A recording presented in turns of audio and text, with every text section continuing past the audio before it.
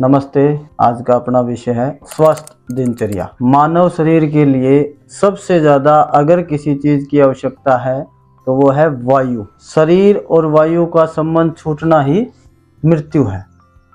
तो सबसे ज्यादा जरूरी चीज क्या होती है मानव शरीर के लिए, उसको कहते हैं श्वास।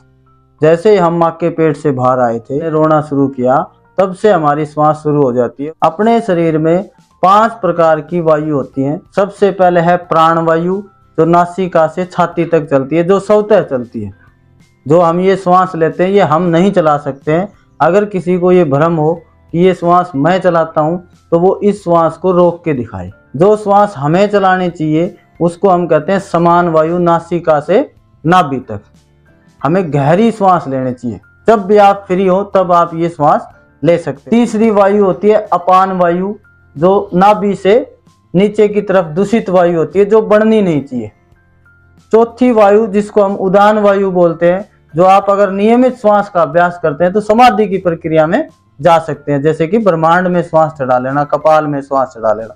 और इन चारों वायुओं को एक वायु चलाती है जिसको व्यान वायु कहते हैं। इस मानव शरीर में अगर कोई भी दिक्कत आएगी, कुत्ता काट ले, चोट लग जाए, गिर जाए, बुखार हो जाए, खांसी जुकाम हो जाए, पेट दर्द हो जाए, हार्ट की डिजीज आ जाए, बीपी का फ्लक्चुएशन आ जाए, तो सबसे पहले अगर कोई चीज प्रभावित होती है तो वो होती है श्वास। तो सबसे ज्यादा हमें श्वास पे क्रिया करनी चाहिए। हर स्वस्थ व्यक्ति को 24 घंटे में 1 घंटा दीर्घ श्वसन जरूर करना चाहिए। चाहे वो योग प्राणायाम करे, चाहे वो एक्सरसाइज करे, चाहे वो रेस करे, चाहे वो आराम से बैठ के गहरी श्वास ले।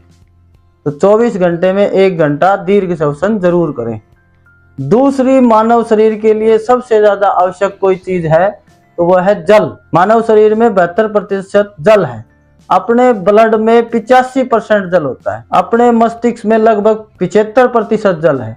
अपनी मांसपेशियों में लगभग 74% जल है। हड्डियों में 22% जल होता है। जिस मुंह से हम बोलते हैं उसमें भी 14 से 15% जल है। तो पानी के कुछ नियम है। हर 3 से 4 घंटे में जरूर पानी पिएं और जरूर पानी को डिटॉक्स कर दें। पानी आप ज्यादा भी पिएंगे कोई नुकसान नहीं करेगा, कुछ ना कुछ आपके शरीर का टॉक्सिन लेके बाहर निकलेगा। पानी जब भी पिए बैठ के पिए, कभी भी खड़े होके पानी नहीं पीना। पानी जब भी पिए कुल्ला कर करके पिए, मुंह की लार ज्यादा से ज्यादा अंदर लेके जाए। कहते हैं ना सिप सिप करके पानी पीना चाहिए।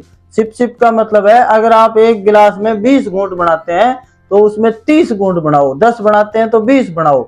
जितनी ज्यादा घूंटे बनेंगी उतना ज्यादा फायदा होगा। जितनी ज्यादा लार शरीर के अंदर जाएगी उतना ज्यादा हमें फायदा होगा।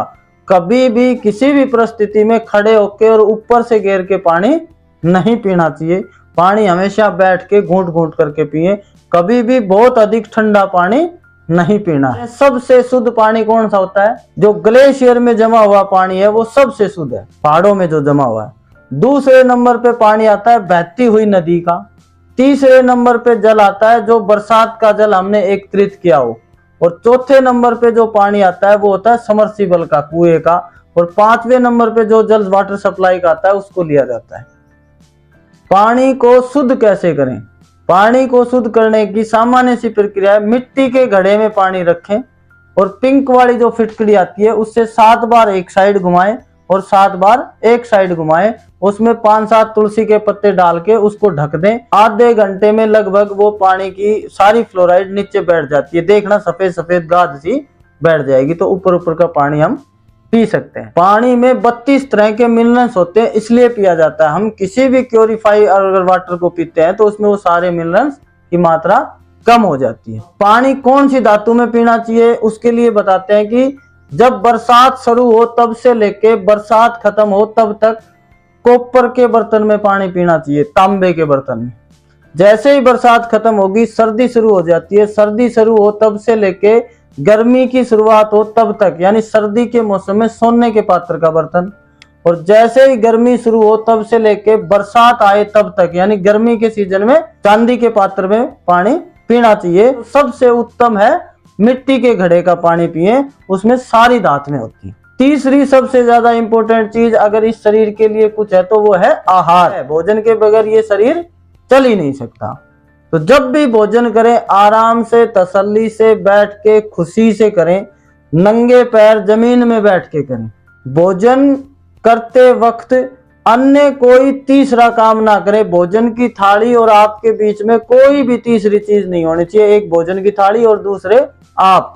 मोबाइल का प्रयोग करना, टेलीविजन देखते हुए भोजन करना या किसी भी विषय पे कोई चर्चा करना, लैपटॉप टैब कोई नहीं, केवल भोजन और आप। भोजन का 70% हिस्सा गले से ऊपर पचना चाहिए। इस गले से नीचे कोई भी काटने का सामान नहीं है। अगर कोई चीज काटने के लिए है तो वो मुंह है। तो भोजन को कहते हैं कि मुंह में ही 70% पचा लो। वो कब पचेगा? जब भोजन को अच्छे से चबाया जाएगा। तो भोजन को इतना चबाना है कि भोजन पिया जा सके, ना कि भोजन को गिटा जा सके। स्वास्थ्य के लिए खाना है, स्वाद के लिए नहीं खाना। स्वाद भी जीभ से ऊपर होता है, गले से ऊपर जीभ का स्वाद होता है। तो स्वाद के चक्कर में अगर हम पड़ेंगे तो गले से नीचे जैसे ही भोजन उतरेगा तो उसमें स्वाद का कोई लेना देना ही नहीं है। अंदर का जो सिस्टम है उसके अनुसार भोजन चलेगा। तो सबसे अच्छी बात है कि हमें स्वास्थ्य को ध्यान में रखते हुए भोजन करना है, स्वाद को ध्यान में रखते हुए भोजन नहीं करना। भोजन से पहले अगर पानी पीना तो 1 घंटा पहले, भोजन के बाद अगर पानी पीना तो 1.5 घंटा बाद। भोजन के बीच में और अंत में पानी नहीं पीना। हमेशा अच्छा आहार लेना। भोजन करने का समय निश्चित करना। कभी भी जल्दबाजी में भगते हुए खाना नहीं खाना। निश्चित करें कि मैं सुबह 15 मिनट 20 मिनट में आराम से तसल्ली से बैठ के चबा चबा के भोजन करूंगा। कभी भी जल्दबाजी में भगते हुए खड़े खड़े खाना, किसी भी परिस्थिति में खड़े होकर भोजन नहीं करना चाहिए। ये 3 चीजें थी अपनी, और जो अपने शरीर के लिए सबसे ज्यादा जरूरी है। हमें सभी मानव शरीर को सूर्य उदय से 1 घंटा पहले उठना चाहिए। ब्रह्मांड की सबसे अच्छी बायोलॉजिकल मशीन अपना मानव शरीर है। बस आपको इसको प्रकृति के तालमेल में रखना है, आप बीमार हो ही नहीं सकते। तो सबको सूर्य उदय से पहले उठना है। क्यों उठना, उसका कारण मैं बता देता हूं। कोई भी मानव शरीर हो, चाहे वो पढ़ा लिखा हो, चाहे वो अनपढ़ हो, चाहे वो पैसे वाला हो, चाहे वो बिना पैसे वाला हो, चाहे वो विदेश रहता हो, चाहे वो देश में रहता हो, सभी मानव शरीर की संरचना एक है। तो मानव का जो शरीर चलता है सभी का, वो बाह्य श्रावी और अंतःश्रावी ग्रंथियों से चलता है।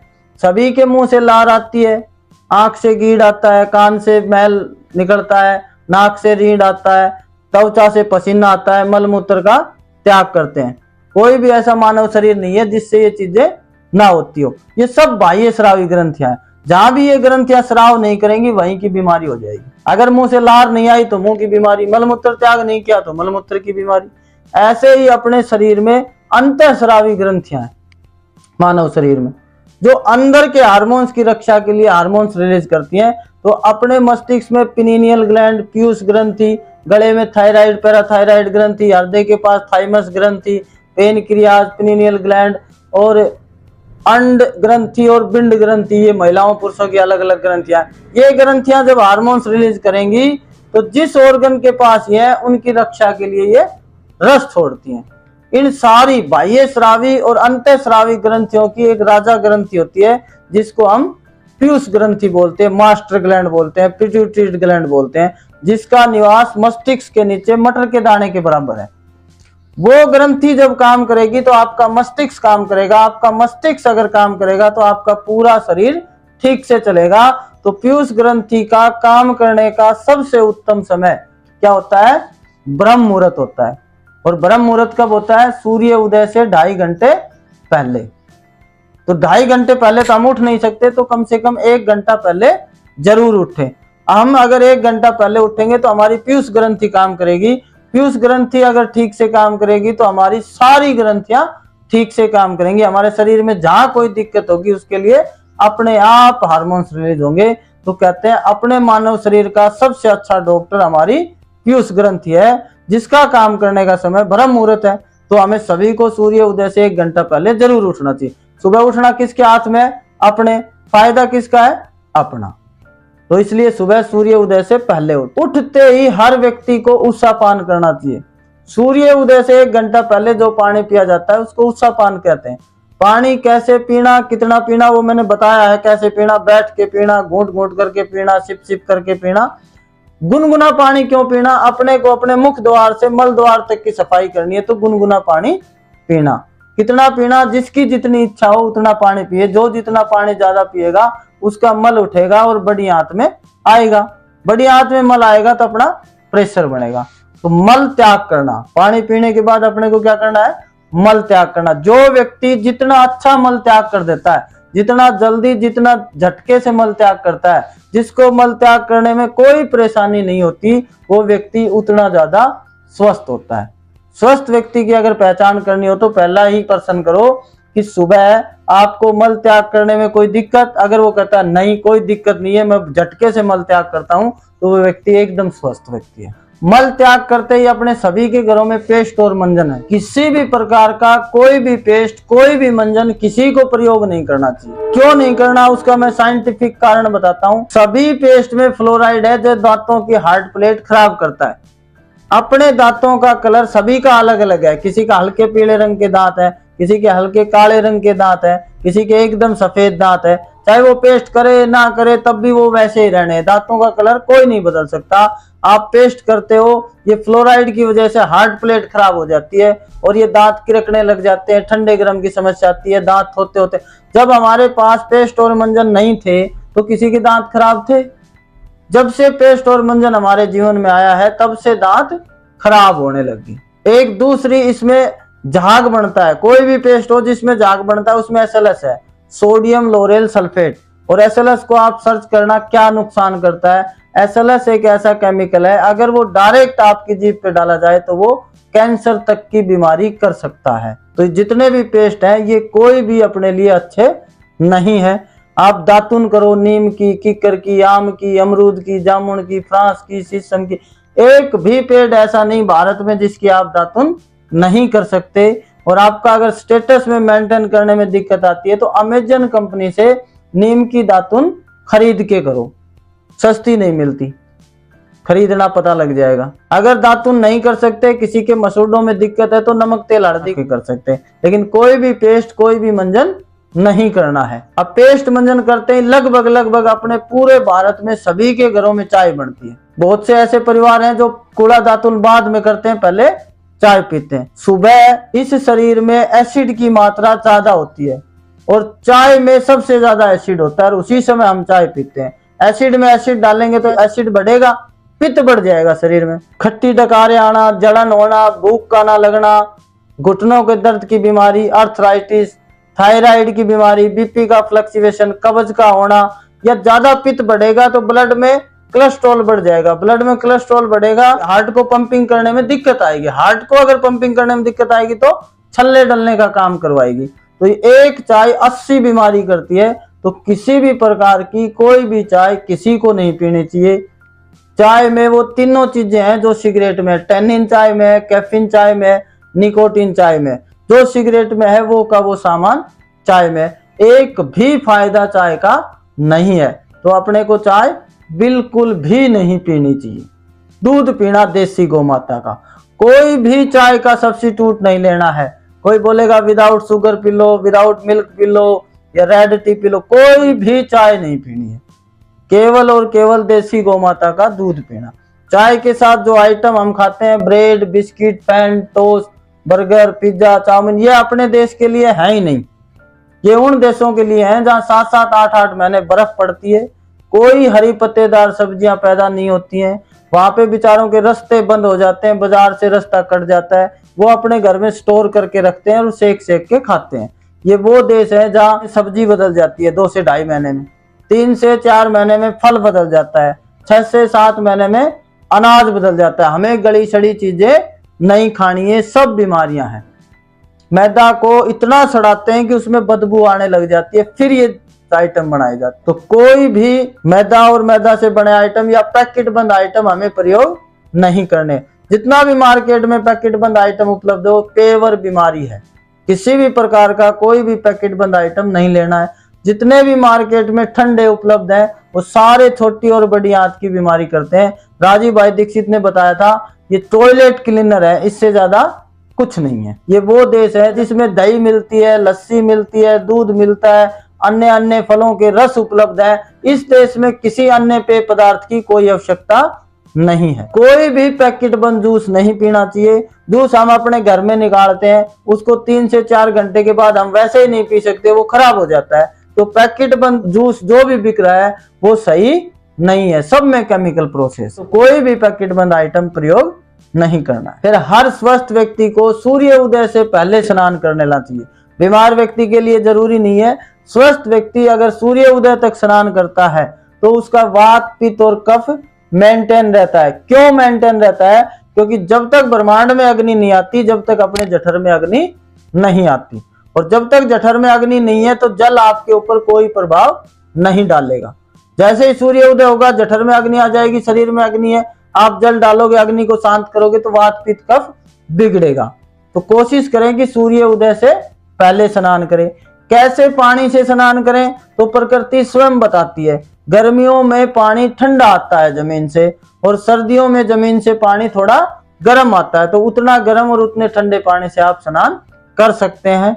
स्नान जब भी करें नीचे से करें, पहले पैर धोएं, फिर हाथ मुंह धोएं, फिर सर पे पानी डालें।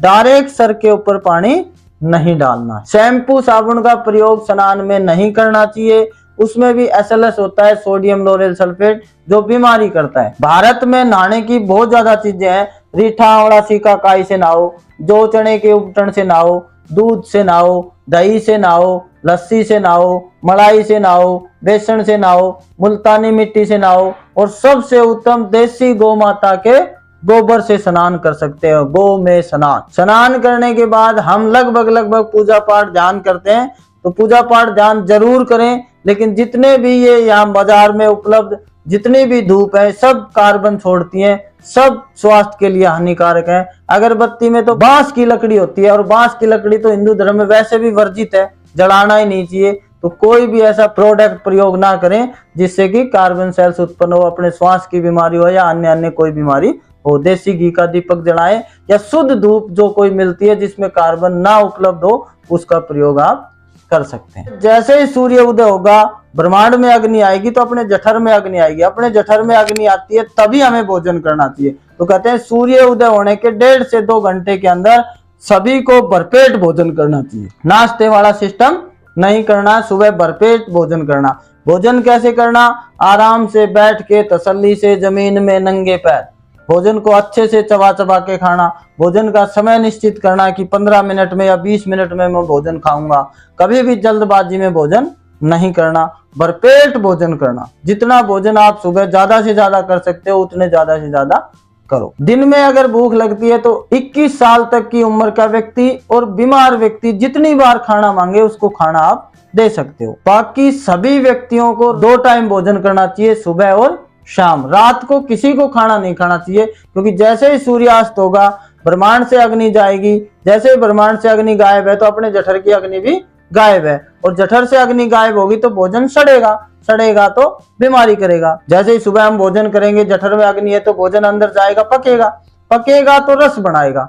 जैसे ही रस बनेगा तो रस, रक्त, मांस, मज्जा, मैदा, अस्थि और शुक्राणु, ये 7 धातुएं बनेंगी, तब ये जीवन चलेगा। जैसे ही जठर में अग्नि नहीं है, सूर्यास्त के बाद आप भोजन करते हो तो जठर में अग्नि नहीं है, भोजन अंदर जाएगा, भोजन सड़ेगा, सड़ेगा तो क्या करेगा? गैस, गैस से बाय, बादी, माइग्रेन का दर्द, गैस कहीं भी जाके गड़बड़ करेगी। बीमारी से बचना है तो 2 टाइम भोजन करना, सुबह और शाम। साइंस ने खूब तरक्की कर रखी है ना। एक मशीन बताना जो खून बनाने की मशीन। खून अगर बनेगा तो मानव शरीर के अंदर बनेगा, और किसका कैसा बनेगा, कितना बनेगा, वो किसके हाथ में? स्वयं उसी के हाथ में। वो कब खाता है, क्या खाता है। अगर आपने कोई गली सड़ी चीजें खाई, 100 रुपए का पिज्जा खाया, वो ज्यादा फायदा करेगा या 100 रुपए का अनार खाएंगे वो ज्यादा? 100 रुपए का आप पिज्जा खाओगे, वजन से पेट भर सकता है, रस नहीं बनाएगा। और 100 रुपए का अगर आपने फ्रूट लिया या जूस वगैरह पिया या अच्छी चीजें खाई, रस जरूर बनेगा। तो हमें रस बनाना है। तो सुबह भरपेट भोजन करना। दिन में भूख लगे तो कच्ची सब्जियां खाएं, फ्रूट खाएं, सारे मेवा खाएं, दूध, दाल, दही, लस्सी, छाछ सब कुछ पी सकते हैं, अंकुरित अनाज खा सकते हैं। शाम का खाना सूर्यास्त से 1 घंटा पहले कर लेना। सूर्यास्त के बाद अगर भूख लगती है तो देसी गौ माता का दूध पीना, मिट्टी की हांडी में गर्म करके हल्दी डाल के। कितना पीना? जो जितना पचा सकता है उतना दूध पिए, भरपेट पिए। कोई 1 गिलास 2 गिलास का चक्कर नहीं, जो जितना पचा सकता है उतना पिए। तो ये अपना था सुबह से लेके शाम तक की दिनचर्या। ये तो अपने को दिनचर्या रखनी है। अब हम आ जाते हैं अपने रसोई घर में। अपने रसोई घर का भी ध्यान रखना है। पहले हमारे रसोई घर में 48 प्रकार की औषधियां थी जिसको मसाले कहते हैं। अब आप अपने अपने रसोई घर का निरीक्षण करना, आप 10-15 से ऊपर नहीं जाओगे, बस इतनी है। किसी के घर में जीरा, धनिया, हींग, इलायची, जावित्री, सौंठ, काली मिर्च, पीपली, दालचीनी, ये बहुत ज्यादा औषधियां थी।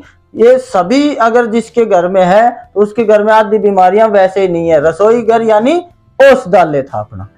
तो सबसे पहले अपने रसोई घर को सुधारना है।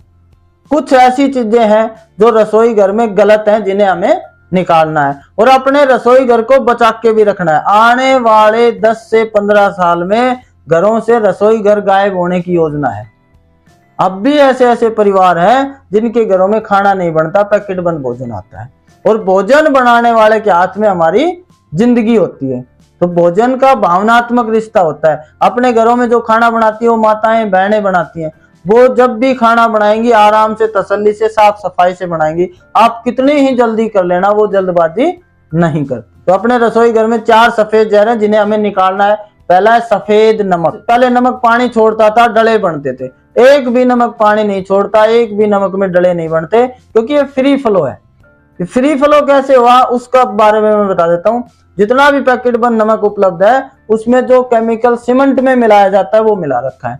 एल्यूमिनियम सिलिकेट नाम का केमिकल है जो खुश्की लेके आता है। वो उसको फ्री फ्लो करेगा तो नमी सोखेगा, तो अपने शरीर की भी नमी सोखेगा। ये घुटनों का दर्द, थायराइड की बीमारी, ये बीपी का फ्लक्चुएशन, ये सब इस नमक की करामात है।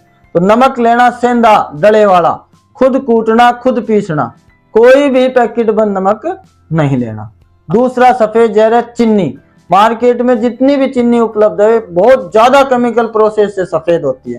कहते हैं चीनी मिल का पानी अगर किसी खेत में डाल देंगे तो उसमें जीवन भर फसल नहीं होती, यानी उस भूमि को वो बंजर भूमि बना देता है।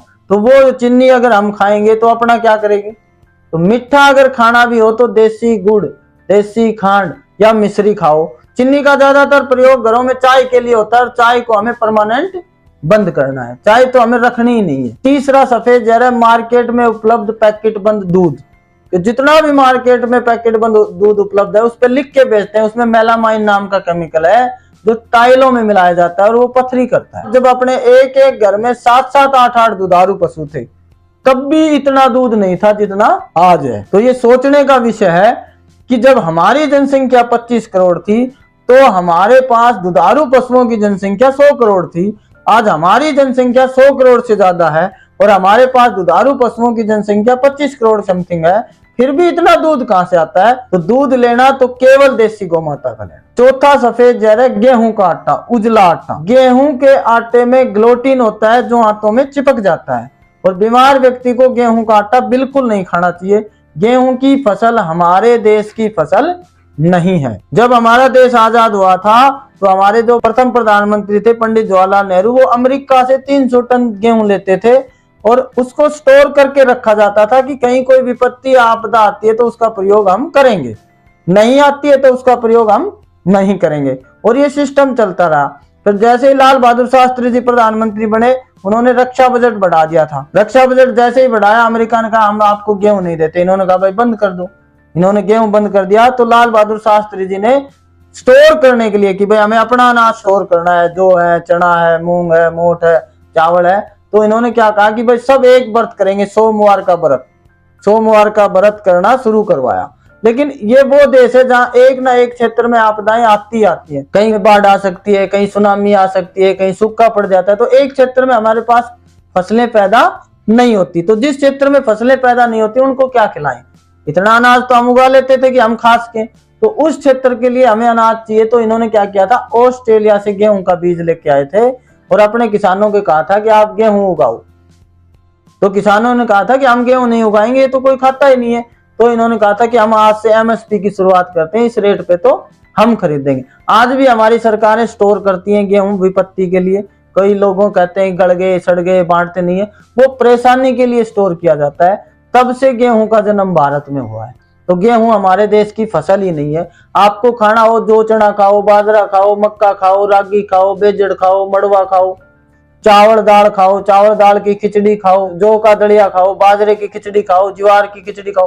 गेहूं को छोड़ के सारे अनाज आप खा सकते हैं। सीजनेबल अनाज जो गर्मी में पैदा होता है वो सर्दी में खाया जाता है, जो सर्दी में पैदा होता है वो गर्मी में खाया जाता है। बाकी गेहूं का प्रयोग बिल्कुल नहीं करना। मैदा किससे बनती है, गेहूं के आटे से। और ये स्पष्ट है, मैदा और मैदा से बनी चीज कभी नहीं खानी चाहिए। जिस व्यक्ति ने केवल मैदा छोड़ दी उसने 70 से 80% जहर छोड़ दिया। मार्केट में जितना भी गंद उपलब्ध है वो सारा का सारा मैदा का है। तो 4 सफेद जहर बदलने अपने को, सफेद नमक, सफेद चीनी, सफेद दूध, पैकेट बंद दूध और गेहूं का आटा। अब आ जाते हैं अपने घरों में बर्तनों पे। अपने घरों में लगभग एल्यूमिनियम, स्टील और नॉन स्टिक के बर्तन है। नॉन स्टिक के बारे में सर्च करना कि नॉन स्टिक क्या करता है। जैसे ही आप सर्च करेंगे पहली लाइन में आएगा नॉन स्टिक बर्तन कैंसर करता है। तो नॉन स्टिक का तो कोई मतलब ही नहीं। अपने मानव शरीर में हर वो चीज है जो प्रकृति में है। जो जमीन में धातु है वो इस शरीर में, आपके शरीर में लोहा, तांबा, जिंक, सल्फेट, सोना, चांदी, अभ्रक सब है। एल्यूमिनियम, स्टील नहीं है। क्यों नहीं है? क्योंकि वो प्रकृति में नहीं है। वो सारी धातुएं मानव निर्मित है। और जिस भी पात्र में आपका भोजन बनेगा उस पात्र का अंश आपके शरीर में जाएगा ही जाएगा। अब एल्यूमिनियम स्टील के बर्तन में खाना बनाया तो एल्यूमिनियम स्टील की मात्रा अंदर गई, अंदर जाएगी तो ऑब्जर्व कर नहीं सकते, हमारे पास है ही नहीं वो सौदा। तो अगर मलमूत्र से निकल जाता अच्छी बात है, नहीं निकलेगा तो बीमारी करेगा। एल्यूमिनियम के बर्तन में तो भोजन रख के भी नहीं खा सकते। एल्यूमिनियम में तो आप ऐसे रगड़ोगे ना तब भी वो काला काला निशान छोड़ता है। तो एल्यूमिनियम का एक भी बर्तन अपने घर में मत रखो। बर्तन रखो 5 प्रकार के, लोहा, पीतल, तांबा, कांसा और मिट्टी। सबसे उत्तम अगर कोई बर्तन है तो वो मिट्टी का बर्तन है। 100% पोषक तत्व देता है मिट्टी का बर्तन। आपने दालें बनाई, दालों में जितनी प्रोटीन, न्यूट्रिशन वैल्यू है वो पूरा की पूरी मिलेगी आपको बनने के बाद। पेशेंट को अगर जल्दी रिकवरी देनी है तो सबसे अच्छा बर्तन है मिट्टी के पात्र में पेशेंट का खाना बनाए। मिट्टी के बर्तन में खाना नहीं बनाना आता, क्या कोई दिक्कत परेशानी? मैं बता देता हूँ। मिट्टी के बर्तन को क्या करो, लेके आओ, पानी में उसको दबो के रखो 8, 10, 12 घंटे गर्म पानी में, तेल चपोड़ दो। तेल चपोड़ने के बाद उसको रख लो, उससे आप प्रयोग करो। जब भोजन बनाओ तो उसको डायरेक्ट उतार के जमीन में मत रखो क्योंकि वो गर्म होता है, जैसे ही नीचे रखेंगे तिड़क जाएगा। या तो घेरा बना के रखो या फिर गैस पे ही रहने दो। गैस पे मिट्टी के बर्तन में खाना बन सकता है। नहीं बनाना आता, बहुत ज्यादा परेशानी थे तो लोहे की कढ़ाई या पीतल का बर्तन, कांसे की थालियों में हम भोजन करते हैं या तांबे के बर्तन में। तो 5 प्रकार के बर्तन है, लोहा, पीतल, तांबा, कांसा और मिट्टी। इसके अलावा अगर कोई बर्तन रखना चाहे सामर्थ्य हो तो सोना और चांदी। तो एल्यूमिनियम, स्टील और नॉन स्टिक का एक भी बर्तन हमें नहीं रखना। अब जितने भी मार्केट में सब्जियां हैं लगभग पेस्टिसाइड इंजेक्शन की सब्जियां, तो कोई भी पेस्टिसाइड इंजेक्शन की सब्जी पेशेंट को नहीं देनी है, सब कैंसर के सोर्स हैं। तो पेशेंट को फिर क्या दे? या तो आप स्वयं अपने घर में सब्जी उगाओ ऑर्गेनिक। नहीं उगा सकते तो बहुत से किसान हैं जो सब्जियां उगाते हैं बिना पेस्टिसाइड की, वहां से ले सकते हैं। वहां भी कोई उपलब्ध नहीं है तो फिर कुछ सब्जियां जो आप प्रयोग कर सकते हैं, कच्चे केले की सब्जी, कच्चे पपीते की सब्जी, सहजने की फली आती है ड्रम स्टिक, कमल ककड़ी आती है, हरी पत्तेदार सब्जियां, बथुआ, मेथी, पालक, सांटी, चौलाई, राई, इनको भी क्या करो, गर्म पानी करो, उसमें डालो, थोड़ा सेंधा नमक डाल के 10 मिनट छोड़ दो, साफ पानी से धो के इनकी जो हरी पत्तेदार सब्जियों की सब्जी बने वो बना के पेशेंट को दे सकते हो। एक सेम की फली आती है, एक बाड़ करेला आता है, ये सब्जियां वो है जिनमें पेस्टिसाइड की मात्रा ना के बराबर होती है। नहीं तो मूंग की दाल हरी छिलके वाली मिट्टी की हांडी में बना के पेशेंट की सब्जी में ना लाल मिर्च देनी है, ना हरी मिर्च देनी है, ना लहसुन देनी है, ना प्याज देनी है, ना टमाटर देनी है। लाल हरी मिर्च की जगह काली मिर्च डाल सकते हैं, लहसुन प्याज डालना ही नहीं है, टमाटर की जगह आंवला डाल सकते हैं। पेशेंट को कोई भी खट्टी सब्जी या खट्टा फल नहीं देना है। खट्टी सब्जी और खट्टे फल में साइट्रिक एसिड होता है जो इंफेक्शन करता है। अब सब्जी किस में बनाएं? तो सब्जी शुद्ध सरसों का तेल हो, तिल का तेल हो, मूंगफली का तेल हो, नारियल का तेल हो, जो तेल आपके क्षेत्र में उपलब्ध है उस तेल का प्रयोग करें। तेल मिल से ले, खुद निकलवाएं, बहुत अच्छी बात है।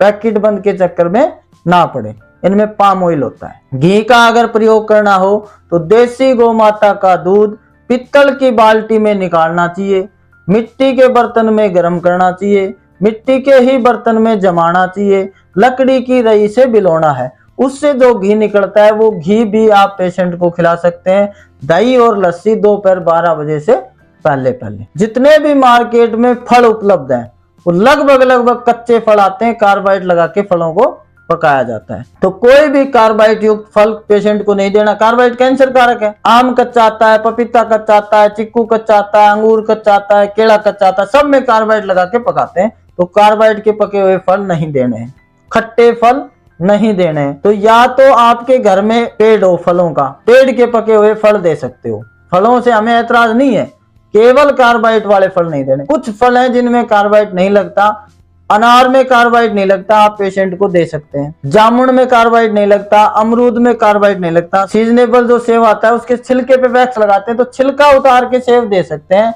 बाकी विदाउट सीजन का जो सेव आता है वो कोल्ड स्टोर का होता है, केमिकल का, वो सेव नहीं देना है। एक शरीफा आता है सीताफल, वो दे सकते हैं। और सबसे उत्तम फल है नारियल पानी, जिसमें कोई कुछ भी नहीं मिला सकता, नारियल पानी दे सकते हैं। सारे मेवा दे सकते हैं, काजू और किशमिश को छोड़ के पेशेंट को सारे मेवा खिला सकते हैं।